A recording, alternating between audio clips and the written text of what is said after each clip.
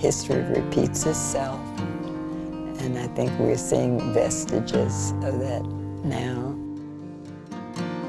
I really want people, young and some not so young, to know that what you read in history is not just about names and dates to remember for a test. These are things that happened to real people, had impact on real families. And if nothing else, they need to know this so that it won't happen again. One family, 3 siblings' lives forever changed in different ways by the struggle for civil rights.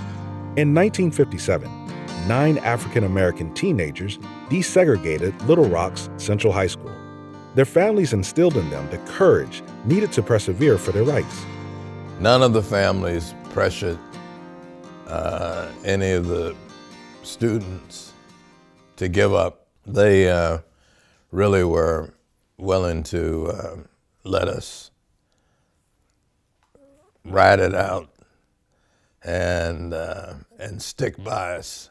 The Green Siblings documentary project seeks to tell the story of one family's experience during this time. I often talk with my brothers about how fortunate we were to grow up in the kind of family that we did.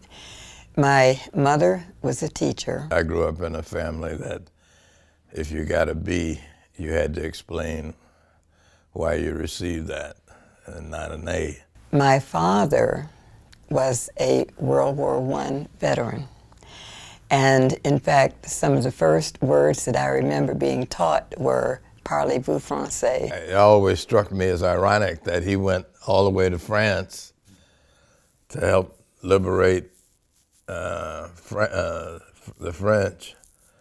And when he came back to Arkansas, he couldn't vote. The Green Siblings were raised in a Little Rock community grounded in Black leadership and achievement.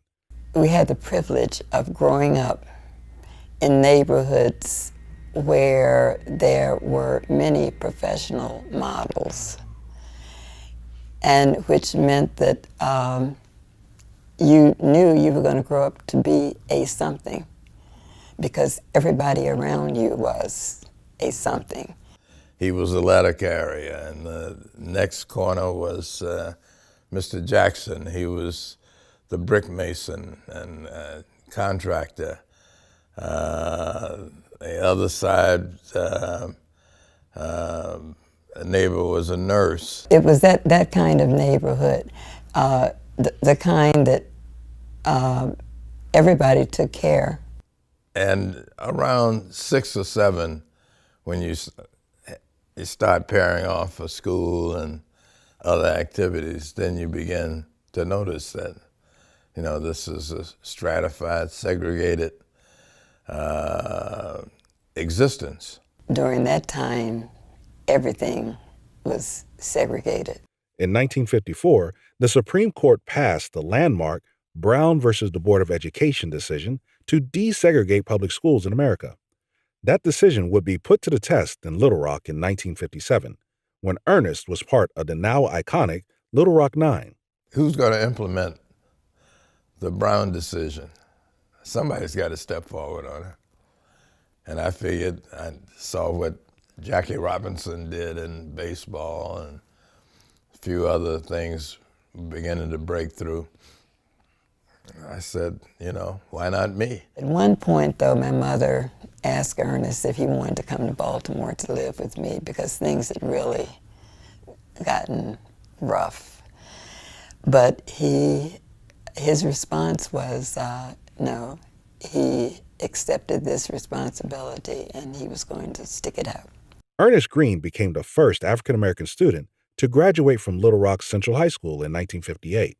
We had visionaries in our families who really thought that this was the right thing to do, and they stood by us. The violent reaction against the decision to desegregate Little Rock's school system affected the education of Ernest's younger brother, Scott Green.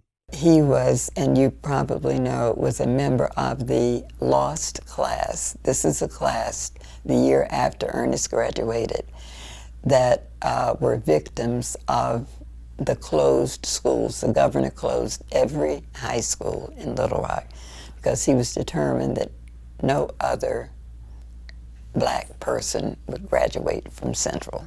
Scott never graduated from high school, but he went on to earn his GED and became the first black member of the Sheet Metal Workers Local 28 in New York. Today, he is still involved in litigation for equity and equality in the union. But I really think his experiences just really soured his relationship with formal ed, although we always said he was the smartest one of all of us. They wanted that education. They pursued it despite the circumstances, the surrounding circumstances that mean that what we call standing in your conviction. What the Little Rock Nine endured, we're still dealing with it 61 years later. That society is continually prescribing how we perceive each other. I am still questioning what's going on. Where's our humanity? Why is our humanity missing? To desegregate doesn't mean to integrate. And unfortunately, desegregation is what has happened in most cases, and not integration. All people know too little about other people. You can't help, when you get to know people and know them as people without stereotyping, good things happen. Growing up, we say, you must take care of the root for the other tree, meaning that you take care of that child and cultivate that child. And that healing process began because they pass it on. So, in saying, you must take care of the root for the other tree. The Green Sibling Documentary Project seeks funding to further develop a documentary film, book, and teaching website for classroom use.